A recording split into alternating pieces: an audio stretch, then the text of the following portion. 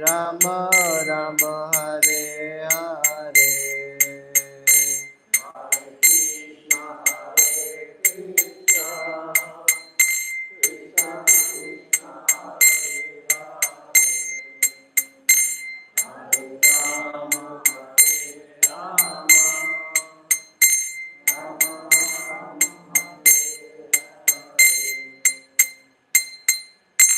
Prabhupada ki jai.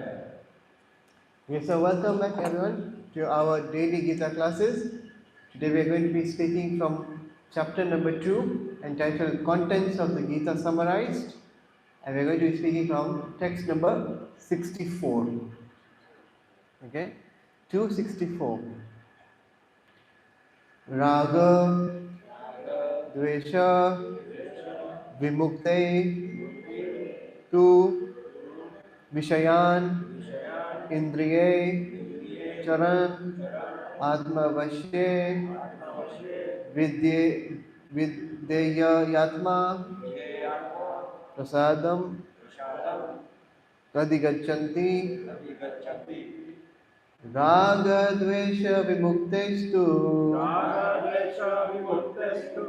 Vishaya Nindriyascharan, Atma Vashir Videyatma, Prasadam Adhikachati, Raga Dvesha Vimuktestu, Vishaya Nindriyascharan, Atma Vashir Videyatma, Prasadam Adhikachati, Raga Dvesha Vimuktestu, Vishaya Nindriyascharan, Atma Vaishya Videyatma, Prasadam Adhikachati,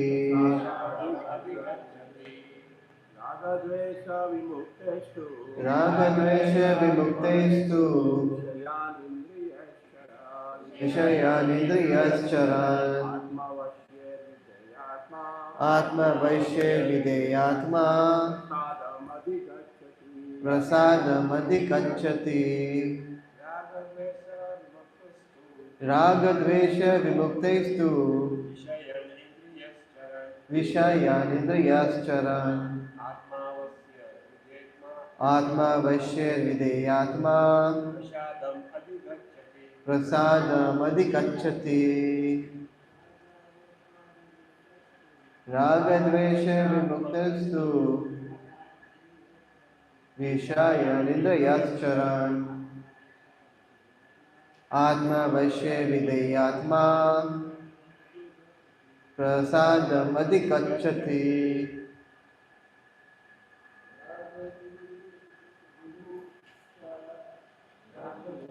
Ragadvesha Vimuktestu,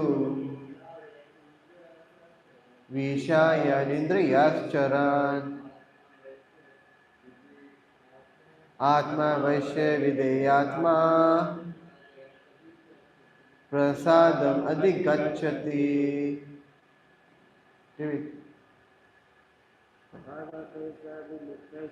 Ragadvesha Vimuktestu, Vishayanindriyascharan, Atma Vashya Videyatma, Prasadam Adhikachati, Ragadvesha Vimuktestu, Vishayanindriyascharan, Atma Vashya Videyatma, Prasadam Adhikachati, Ragadvesha Vimuktestu, Vishayanindriyascharan, Atma Vashya Videyatma, Prasadam Adhikachati. Word for translation: Raga, attachment, Dvesha, and detachment, Vimuktahi, By one who has become free from. By one who has become free from. Two. But Vishayan, sense objects. Indriya, by the senses. Charan, acting upon. Atma Vashay, under one's control. Vidya Atma, one who follows regulated freedom. Prasadam, the mercy of the Lord. Adhigachati, tains. Translation and purport by His Divine Grace A.C. Bhaktidatta Swami Srila Prabhupada. Srila Prabhupada ki. Translation. But a person free from all attachment and aversion and able to control his senses through regulated principles of freedom can obtain the complete mercy of the Lord. Please repeat after me. But a person free from all attachment and aversion and able to control his senses through regulative principles of freedom can obtain the complete mercy of the Lord. Purport. It is already explained that one may externally control the senses by some artificial process, but unless the senses are engaged in the transcendental service of the Lord, there is every chance of a fall. Although the person in full Krishna consciousness may apparently be on the sensual plane, because of his being Krishna conscious, he has no attachment to sensual activities. The Krishna conscious person is concerned only with the satisfaction of Krishna and nothing else. Therefore, he is transcendental to all attachment and detachment. If Krishna wants, the devotee can do anything which is ordinarily undesirable. And if Krishna does not want, he shall not do that which he would have ordinarily done for his own satisfaction. Therefore, to act or not to act is within his control because he acts only under the direction of Krishna. This consciousness is a causeless mercy of the Lord, which the devotee can achieve in spite of his being attached to the sensual platform.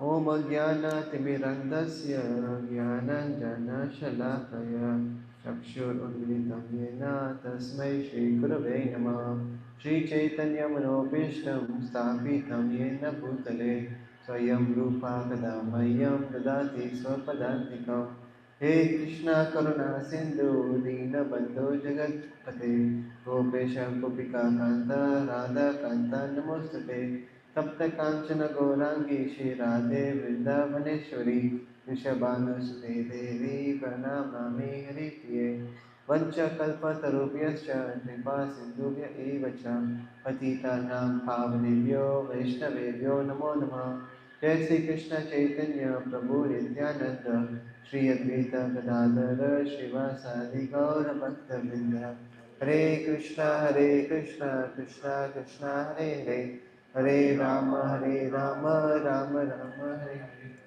नमो विष्णुपदाय कृष्ण पृष्ठाय भूतले श्रीमते भक्तिवेदांत स्वामी इति नामिने नमस्ते सरस्वती देवे गौरवाणी प्रचारिणे निर्विशेष शून्यवादी पाश्चात्यदेशतारिणे.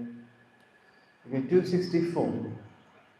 Raga dvesha vimuktestu vishaya nidayascharan Atma Vaishya Videyatma Prasadam Adhikachati. But a person free from all attachment and aversion and able to control his senses through regulated principles of freedom can obtain the complete mercy of the Lord. So now in this section of the Gita, Krishna is now going to explain or answer Arjuna's fourth and final question that he raised in which shlok? Which shlok did Arjuna ask his questions? In 254. Okay? So in 254, Arjuna asked 4 questions, and now we are going to the last part of that question, which is Kim Vrajeta or Vrajeta Kim. So how does this person walk in this world? How does a self-realized person walk in this world? So how does one move about? So the third question was Kim Asita, means how does one control the senses? How does one quieten down the senses? But now the question is that how long can you keep them quieted? How long can you keep them suspended? You will have to be working in this world. And when you work in this world, we're always moving around, we're always doing activities. So we are always going to be subjected to sense objects, tempting our senses.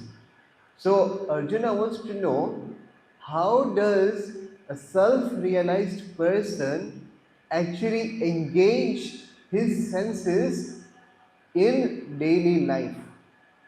How does he actually function in this world? That is what Arjuna wants to know now. Now, Krishna is going to explain how a self-realized person actually engages his senses, right? Like, so while we're going about our day-to-day life, how does a sthita prajna or a self-realized person manage to interact with the sense objects yet keep his senses under control? How does one harmoniously engage his senses rather than the senses disturbing him? That is the essence of Arjuna's question. And now, from now till the end of the second chapter, Krishna is going to be answering this question. To understand this verse, we have to try to understand it from bottom up, not from top to bottom. So what is the last line? It says prasadam adhikachati. So we want to attain prasada. Prasada means what? It means mercy. Okay? And an implied understanding is that prasad also means purity. Because when your purity increases, your attraction for Krishna increases. And when your attraction for Krishna increases, the more Krishna will bestow upon you his causeless mercy. So we want to attain Krishna's mercy. And you can only attain Krishna's mercy when you become purified. Now, what is the way to get purified? It says Atma Vashyan Videyatma. Now, the word here Videyatma means what? It means one who follows regulated freedom. Now, what does that mean? What does following regulated freedom mean? It means walking or guiding your life according to the scriptures. Okay?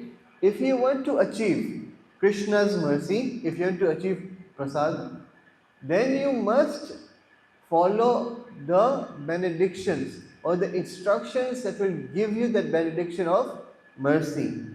So we have to follow the instructions, scriptures. So now for us to follow the scriptures, we have to control our senses so that our senses do not get sidetracked. They are always going according to what the scripture says. Okay? So that is why it says Vishayan Indriyas Charan. So to follow the scriptures, you need to regulate your senses. But the senses are so restless that they are always following charan. Charan means feet. So where do the Indra, like our senses, where do they follow? They follow Vishayan. They have a tendency to follow Vishayan, which means sense objects. So we need to control that. Yes? And what happens if you do not? So when the senses are following the sense objects, two things come about. Raga and Dvesha. So this is what happens. When the senses keep on interacting with sense objects, there is always going to be attachment for something and aversion for something else. Okay? So this is what Krishna is trying to say, that first you need to control the raga and dvesha. Now raga, dvesha is likes and dislikes. Like and dislike is a faculty of which part of the body? The mind. It is also why the mind is considered to be the most important sense. The sense within. Yes, is a most powerful sense. So if you want to get prasad, you need to follow the scriptures. Now, to follow the scriptures, you need to have regulated senses. To regulate the senses, you need to control the mind. You need to control the mind. So you see how, if you understand it from the other way out, this is what we need to do. So in one way, Krishna is basically telling Arjuna that if you want to achieve my mercy, then you have to be able to control your mind. Okay? And so, why is this important? Because the mind is always looking for enjoyment, and it will always base this enjoyment on the externals, on the sense objects. But sense objects are very temporary and they're flickering in nature. They'll come one day, they'll go another day. Sometimes the same object, sometimes you like it, the next day you don't like it.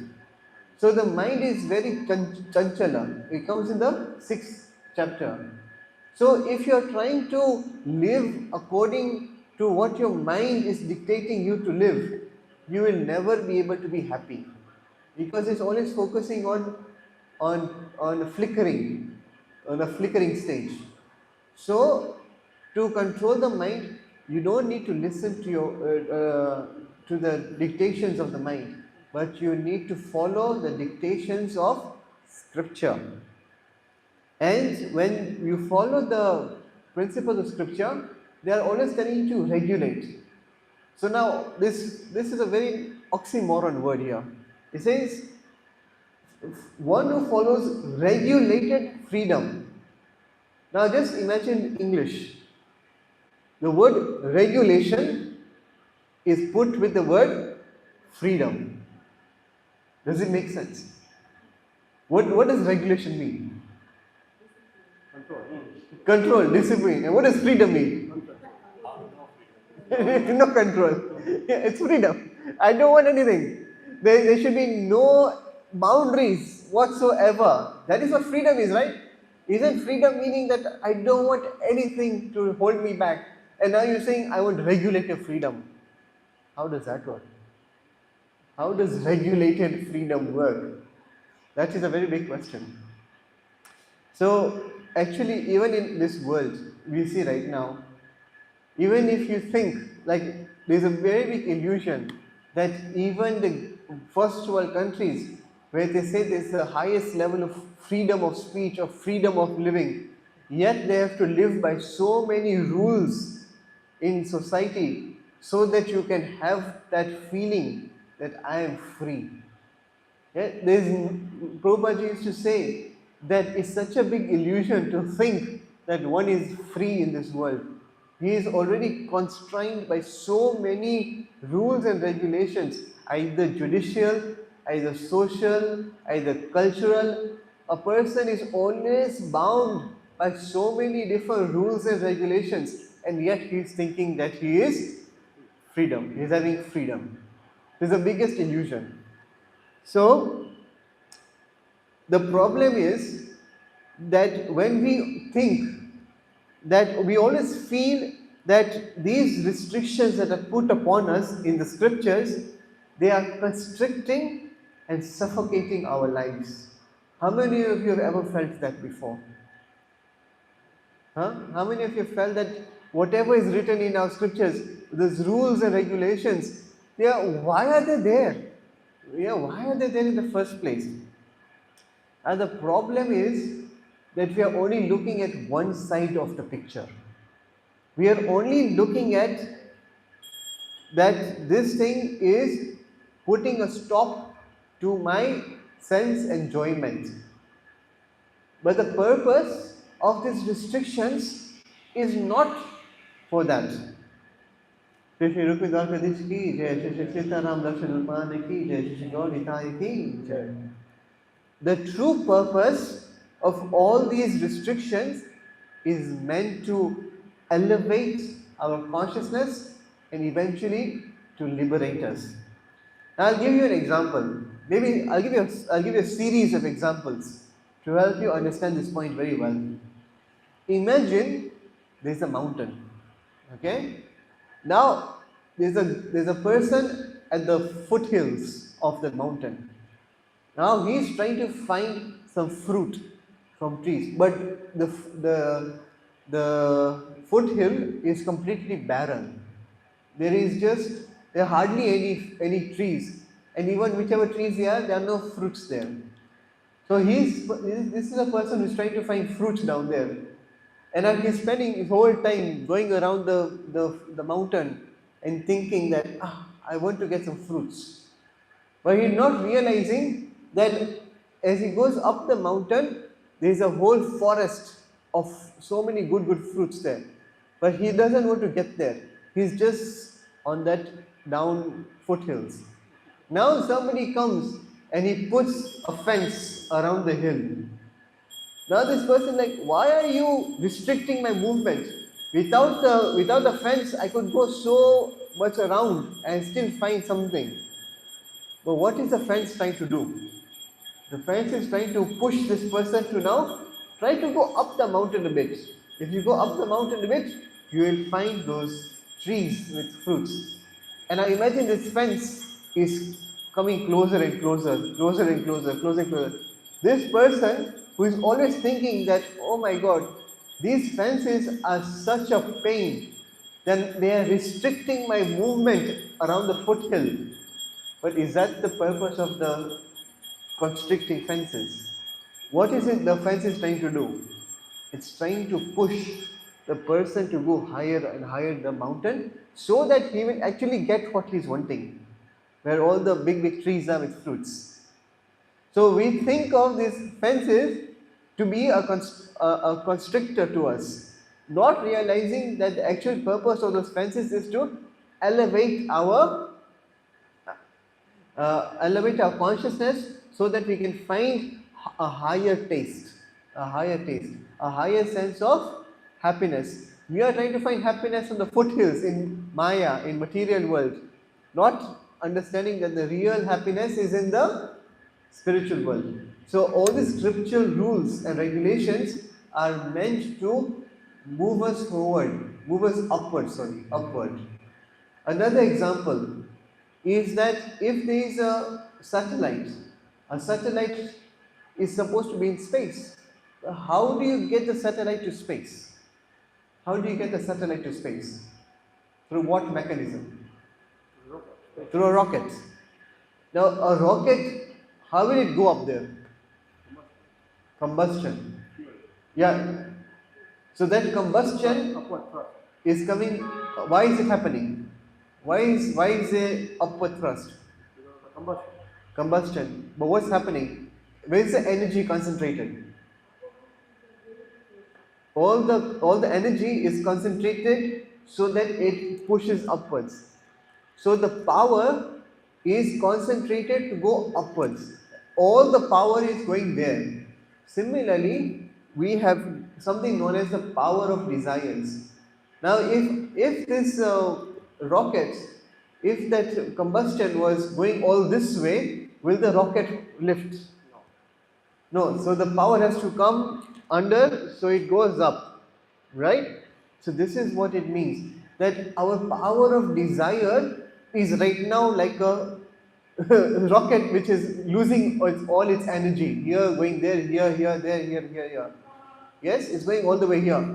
It's not allowing the rocket to go towards the upward motion.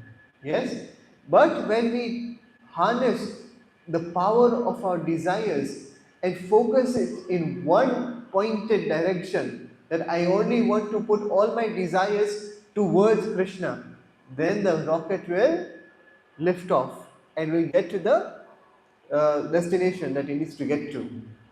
So this is what is known as the power of desires, and this is what we've already discussed in 241. Vyavasmika buddhi ekahe kuru nandana. So one pointed determination.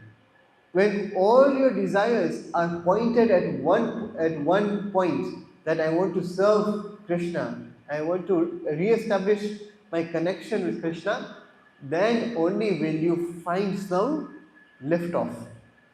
Okay? Another example. Consider that there is an electrical fence around a building. We are here in the temple, and there is an electrical fence around the temple premises. Now imagine if I tell you that there is a very big treasure hidden inside the temple, and you are already inside the temple. So, how would you view the electric fence now? Is it restricting you or is it protecting you? Why? Yeah, they can't get inside. So, if the treasure is within, you are within, and there's an electrical fence that stops other people coming in, you will look at that fence as being a protector. But now imagine if you think that the treasure is outside, then what will you look at the electrical fence as being? As a limiter, as a restrictor. Yes? So this is what we do. Actually, treasure is within us. Paramatma is sitting right here. But we are trying to find happiness outside there. So when the scripture is putting like an electrical fence, saying that don't go outside there, don't try to find happiness there. There's nothing outside there. Everything that you need is inside. Krishna is sitting inside as Paramatma. And we are thinking that no, the treasure is outside. We are not realizing that the treasure is within. So this is what we are mistaking it. Yeah? This is what we are mistaking it as. So this goes nicely to the point that there's so many limits, but we have to recognize that there are two different types of limits. There is protective limits and then there is restrictive limits.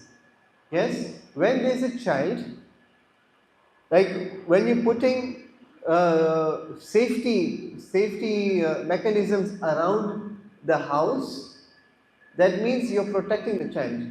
But if you overdo it, then that same safety mechanisms is restrictive for the child, because now the child doesn't get enough time to explore in a safe environment, or it's too restricted. So what happens is we start to rebel. The child will start to rebel. So what is intelligence is understanding which limit is of a protective nature and which limit is of a restrictive nature. Now what happens is that the uninformed, the unintelligent people, they will see all limits as being restrictive, even the protective ones as being restrictive. So they will reject everything and will go another way, or they'll see everything is protective and they will not make any progress. Yes? So there's two different extremes here. But the informed person is able to understand, or the intelligent person is able to understand which limit is of a protective nature and which limit is of a restrictive nature. So what is it that the unintelligent people fail to understand? One thing that they fail to understand is that they're blind to the reality that what we consider to be pleasurable in this world, it often leaves us miserable. Yes? Sometimes you see addicts, like cocaine addicts, they start off with one snort or whatever it is, or they are alcoholic, they start with one peg and they find enjoyment. Okay, they'll find some enjoyment, but sooner or later they have one too many, and what happens the next day? I don't need to tell you. Most of you know what it is. So it always ends in misery. So this is also what's covered in the Gita in the later chapters. In chapter 5, text number 22, Krishna says, Yehi samsparsha ja bhoga Dukkha yonaya evate adi antavanta konteya na teshu ramate buddhaha. So he's saying that when you are in contact with the sense objects, that sort of happiness comes with misery in its womb. Yes? What it means is, any type of happiness that we try to achieve in this world has got some sort, it comes pregnant with some sort of misery. Even if you don't understand what that misery is. Sometimes you'll be like, oh, let me earn so much money. That will make me happy. And say you earn that money. Then the misery comes. Ah, now what happens if somebody steals my money? Now what do I do? I need to keep my money safe. So all these miseries, all this thinking did not come when you are desiring money. Yeah, you are desiring something, but sometimes you're not aware that what are the miseries that are coming with it. With it, yeah. So I think there was one time Mother Teresa, she said that more more tears were shed by answers which were prayed than tears that were shed with answers unprayed. Just think about that for a second. More tears were shed because of answers prayed rather than tears shed because of answers unmatched or unprayed for. So what it means is that people who got what they were desiring, after all, became so much miserable because of unforeseen miseries that came along with it. Okay? And this has been rubber stamped by Krishna. He says that this world is dukharyam ashashvatam. In chapter 8, text 15, Krishna is rubber stamping this world as being dukharyam ashashvatam. Means you will not get anything else apart from dukha. So now people will keep on criticizing that, oh, Gita is a very pessimistic book. Your view of life is a very pessimistic view. So now I want to ask you, is the Gita a pessimistic book? Is it a realistic book? Or is it an optimistic book? What would be your answer?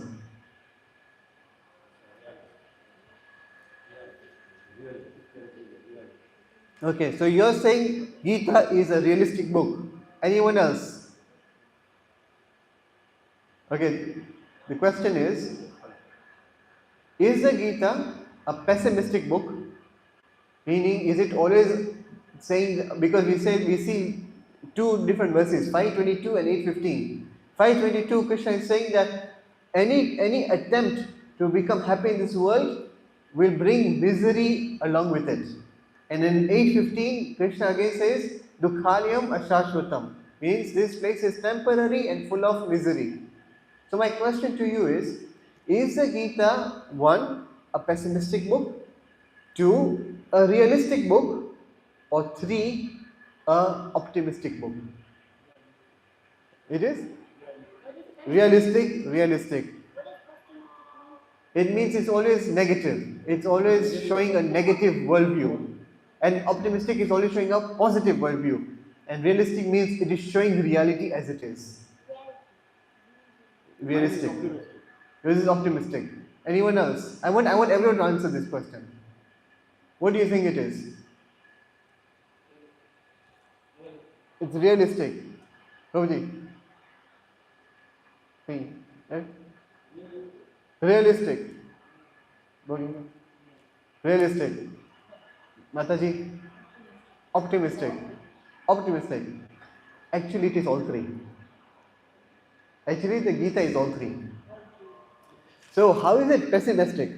So, it is pessimistic in the viewpoint that it is telling you, don't try to find happiness, don't try to find actually fulfillment, or don't try to make a paradise in this world. So, anyone who has such desire that I'll be happy in this world, Gita puts water on that fire. That don't try. Because this place is not the place for it. It is not the place for it. But also at the same time, the Gita is very realistic. Because those people who said, no, we will prove the Gita wrong. I will try to be happy in this world. Take the history of everyone in this world. Look at the reality. Look at the ground level reality. Is there even one single person who can claim that they have got eternal happiness here? If that one person is not even eternal, how can he find eternal happiness here? So the ground level reality confirms this statement that people who try to be materially happy are always going to be frustrated. But are there people in this world who are supremely happy as well? Yes, devotees. Why are they very happy? Because they know the reality. They know the reality, so what? Their satisfaction is in Krishna's side. Huh? They found the end goal. How did they find the end goal? To the Bhagavad Gita. So the Gita is optimistic in that sense that it is telling that this world is designed in this way only. It is designed so that there are imperfections. As I say, it is perfectly imperfect. This world has been perfectly made imperfectly. Now, how do you understand whether this world, how can you judge if something is perfect or imperfect? What is that one question you need to ask before you can determine whether something is perfect or imperfect? If I ask you, is this machine working perfectly?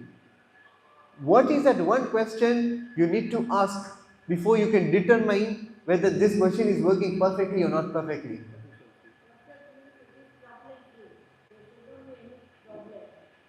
Okay? A machine, when it's perfect, it functions as it's supposed to be. That's perfect. As it's supposed to be. So that means you must understand the purpose of that machine. Now, if you got a roti making machine and then you put flour and everything and it comes out something else, you'll be like, okay, it's creating an output, it's creating an edible output. But was it supposed to create that or was it supposed to create a roti? Right?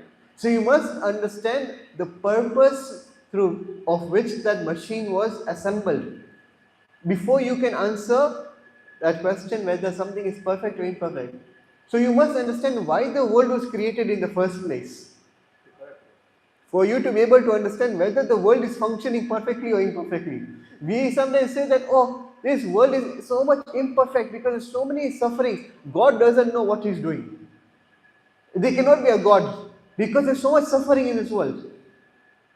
That's what people say. But understand, why was the world created in the first place? It was created as a reminder that this is not your eternal place. This is a transit lounge. Our actual home is a spiritual world. So this is why the world is designed. It is like this by design. So that people understand and start questioning, what am I doing here? And when that questioning happens, the Gita is there as the answer to pointing towards the eternal home with Krishna there. So in that way, the Gita is also very optimistic. Okay, there's so many points in the Gita. Okay, Krishna is saying that is the real world. Spiritual world is a real world. This is a reflection of that world. So this is why we must understand that the Gita is both, it's all three. It's a pessimistic book for those people who want to get material enjoyment. But at the same time, it's a realistic book because it is showing what is a ground reality. And third, it's a very optimistic book for those people who start to question their life, question the way the things work in this world, and it's ready to give the answers which point one towards going back home, back to Godhead.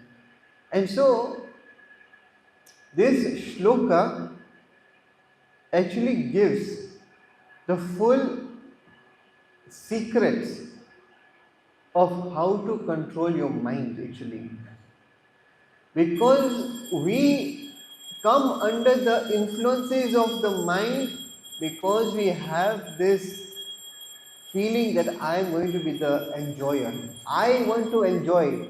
Therefore, my mind is telling me that if you do this, you will get enjoyment. If you do that, you will get like you get aversion. You are like, I don't like this. We are suffering.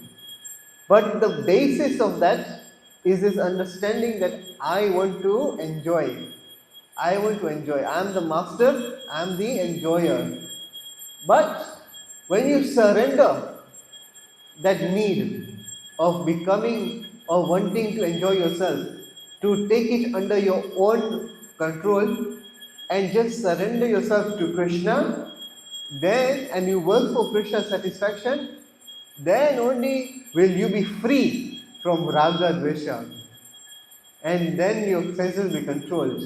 Then you will be easily following the rules and regulations of the scriptures, and you will definitely get the mercy of the Lord.